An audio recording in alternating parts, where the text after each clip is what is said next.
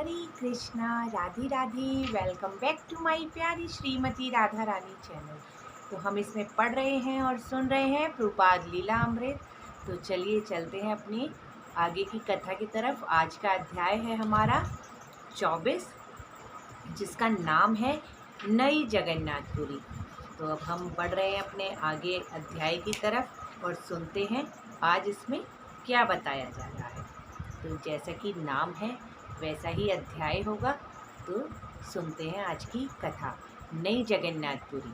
तो अब प्रभुपाद जी बताते हैं कि एक दिन मालती शीघ्रतापूर्वक प्रभुपाद जी के कमरे में आई और अपनी खरीदारी के थैले में से उसने एक छोटी सी चीज़ निकाली और कहा, प्रभुपाद देखो मैं क्या लेकर आई हूँ। प्रभुपाद जी ने उस छोटी सी गुड़िया पर नज़र डाली और देखा कि एक 3 इंच की लकड़ी की गुड़िया है।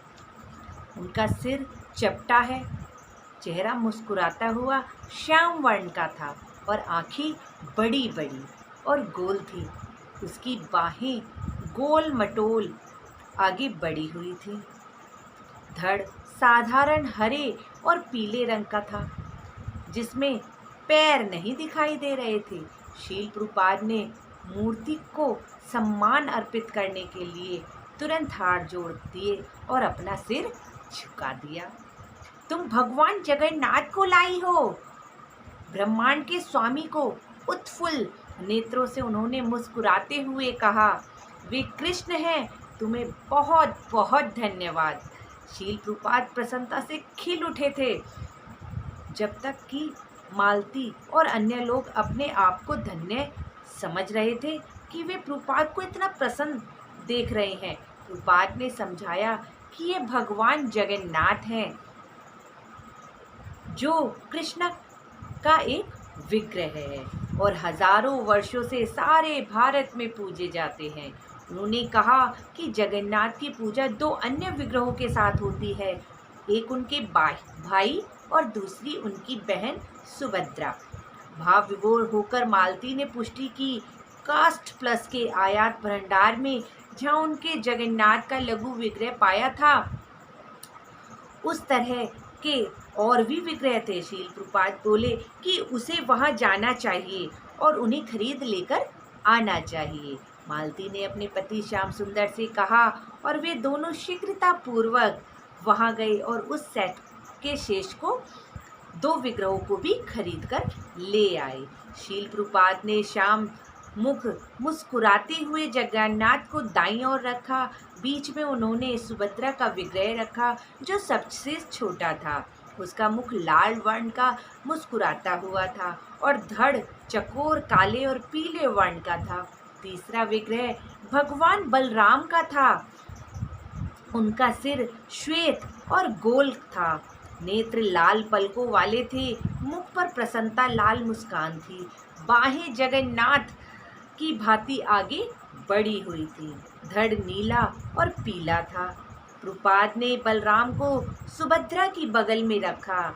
जब प्रभुपाद ने अपनी डेस्क को स्थापित तीनों विग्रहों पर दृष्टिपात किया तो उन्होंने पूछा कि क्या कोई मूर्ति तराशना जानता था। श्याम सुंदर ने कहा कि वह काष्ठ शिल्पी था। प्रभुपाद ने उसे जगन्नाथ, बलराम और सुभद्रा की वैसी ही 3 फुट ऊंची अनुकृतियां बनाने को कहा। जब प्रभुपाद जी ने ऐसे कहा तो भक्तों ने जगन्नाथ जी के बारे में जानने की इच्छा और भी प्रकट की। जब प्रभुपाद जी ने उन्हें बताया कि 2000 वर्ष से अधिक पूर्व भगवान कृष्ण का भक्त इंद्रदुम्न नाम का एक राजा था। महाराज इंद्रदुम्न भगवान की एक ऐसी प्रतिमा चाहता था जिसमें यह संकेत होता हो कि सूर्य ग्रहण के समय वे उनके भाई और बहन एक साथ रथ में बैठकर पवित्र कुरुक्षेत्र जा रहे हों। जब राजा ने देवलोक के प्रसिद्ध शिल्पी विश्वकर्मा से ऐसी प्रतिमाएं बनाने की प्रार्थना की तो विश्वकर्मा जी राजी हो गए, लेकिन उन्होंने कहा कि जब मैं प्रतिमाएं बनाऊं तो उसमें कोई हस्तक्षेप ना करे। राजा लंबे समय तक प्रतीक्षा करता रहा, जबकि विश्वकर्मा बंद कमरे में अंदर प्रतिमाएं बनाते रहे। एक दिन राजा को लगा कि अब वह अधिक प्रतीक्षा नहीं कर सकता और वह कार्य में प्रगति देखने के लिए कमरे में घुस गया। अपनी बात का पक्का विश्वकर्मा अदृश्य हो गया और तीनों प्रतिमाएं अधूरी छोड़ गया। किंतु राजा कृष्ण, बलराम और सुभद्रा की अद्भुत अचूरी प्रतिमाओं से अत्यंत प्रसन्न हुआ और उसने जैसी वे थी उसी रूप में उनकी पूजा करने का निर्णय कर लिया। उसने एक मंदिर में उनकी स्थापना की और वैभवपूर्ण ढंग से वह उनकी पूजा करने लगा। शील प्रभुपाद ने आगे बताया कि उसी समय से भगवान जगन्नाथ की पूजा सारे भारत में होती आई है, विशेषकर उड़ीसा प्रदेश में, जहाँ पुरी नगरी में भगवान जगन्नाथ का एक विशाल मंदिर है। हर वर्ष पुरी नगरी में रथ यात्रा के विशाल उत्सव के अवसर पर सारे भारत के लोग भगवान जगन्नाथ, बलराम और सुभद्रा रानी की पूजा के लिए आते हैं। उन्होंने कहा कि सैन फ्रांसिस्को का नया नाम नवीन जगन्नाथपुरी रखा जा सकता है। वे जपने लगे, जगन्नाथ स्वामी नयन पथगामी। वे बोले, ये भगवान जगन्नाथ का मंत्र है। जगन्नाथ का अर्थ है विश्व के स्वामी। हे विश्व के स्वामी, कृपा करके मुझे दर्शन दें।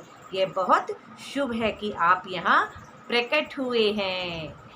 उन्होंने कहा कि सभी भगवान जो हैं अपनी पूजा अर्चना बहुत ऊंचे और कठोर नियमों की अपेक्षा रखते हैं, लेकिन भगवान जगन्नाथ इतने कृपालु हैं कि उनकी पूजा सामान्य ढंग से साधारण रूप से हरे कृष्ण गाकर हो सकती है। चाहे भक्तजन बहुत उन्नत ना हो, उन्हें कुछ आता ना भी हो, तो भी वे पूजा कर सकते हैं। तो ये थी नई जगन्नाथपुरी के बारे में कथा। तो अब चलते हैं कि इसमें और कौन सी घटना आती है जो हमें पता होनी चाहिए। तो एक वैन नाम का लड़का है जो कुछ महीने पहले जो है घूम रहा था। ऐसे ही एक दिन मार्च के महीने में वो सड़क पर जा रहा था। अब वो फुटपाथ के किनारे किनारे चल रहा था, जब ये कागज़ उड़कर आया और उसके पैरों में लिपट गया। जब वो पैरों में लिपट गया तो उसने पैरों से हटाने की कोशिश करी, पर वो नहीं हट पाया कागज़। तो फिर उसने उठाकर उसे साइड में रखने की कोशिश करी, लेकिन जैसे उसने उठाया तो देखा कि वो एक इश्तिहार था, सदैव ऊंचे रहिए। उस पर ये लिखा हुआ था, जिसमें स्वामी भक्ति वेदांत द्वारा 528 फ्रेडरिक स्ट्रीट में व्याख्यान का विज्ञापन था। अब बहुत से लोग जो हैं तरह तरह के होते हैं, और वहाँ पर जो वेन नाम का जो लड़का है जिसे ये कागज़ मिला है, अब वो सोचने लगा कि वो वहाँ पर जाए या नहीं जाए, लेकिन उसके मन ने कहा कि चलो चलकर देखते हैं कि वहाँ पर क्या होता है। तो अब वो वहाँ पहुँच जाता है हाथ में इश्तिहार लेके, और वहाँ पे जैसे ही कमरे में घुसता है तो स्वामी जी सामने होते हैं। स्वामी जी के इश्तिहार का वेन के हाथ में आ जाना एकदम संयोगवश था। क्यों? क्योंकि वो भारत जाकर गुरु खोजने की योजना बना रहा था। अब इतनी बड़ी घटना उसके साथ हुई एकदम। कहाँ तो वो भारत जाने की सोच रहा था कि भारत जाऊँ, कोई गुरु बनाऊँ, हाँ, लेकिन यहाँ पर गुरु ने ही उसे अपना ढूंढ लिया। प्रभुपाद जी का वो इश्तिहार उसे मिला और वो वहाँ पहुँचा। अब जैसे ही वो घुसा, उसने देखा चारों ओर हिप्पी बैठे हैं, लेकिन वहाँ कुछ लोग ऐसे भी थे जो गले में माला डाले बैठे हैं, हाथों में माला है और वो कुछ जप रहे हैं। उसने स्वामी जी को देखा। वेन स्वामी जी के हरे कृष्ण कीर्तन से प्रभावित हुआ, क्योंकि जब वो घुसा तो वहाँ ज़ोर शोर से कीर्तन चल रहा था। उसके बाद स्वामी जी ने ज़ोरदार व्याख्यान दिया, और स्वामी जी किस पर बल दे रहे थे प्रभुपाद जी? कि हम ये शरीर नहीं हैं। और जब वे कृष्ण के विषय में बोले तो लगता था मानो कृष्ण से हर एक का व्यक्तित्व परिचय करा रही हूँ।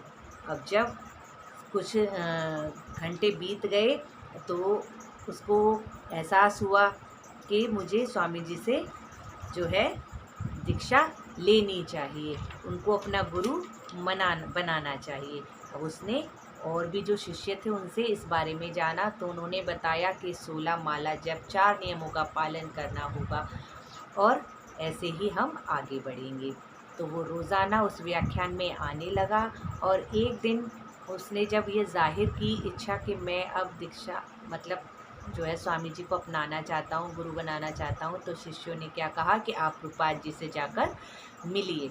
और जब प्रभुपाद जी से वे जाकर मिला तो उसके मन में बहुत सी जो है समस्याएं चल रही थी। और प्रभुपाद जी से उसने कहा कि मैं आपका शिष्य बन सकता हूँ? तो प्रभुपाद जी ने कहा हाँ, लेकिन आपको 16 माला जपनी पड़ेंगी और 4 नियमों का पालन भी करना पड़ेगा।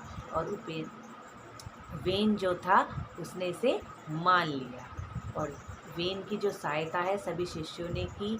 और जब वेन को दीक्षित होने वाले दिन बुलाया गया तो प्रभुपाद जी ने उसको सुंदर नाम बताया और जो वेन लड़का था उसका दीक्षित नाम उपेंद्र रखा गया। तो ये थी इस अध्याय में घटना। कैसा लगा ये अध्याय आपको, ये कमेंट बॉक्स में ज़रूर बताइए। आगे शेयर ज़्यादा से ज़्यादा कीजिए। हरे कृष्णा, राधे राधे। जगत गुरु शील प्रभुपाद की जय।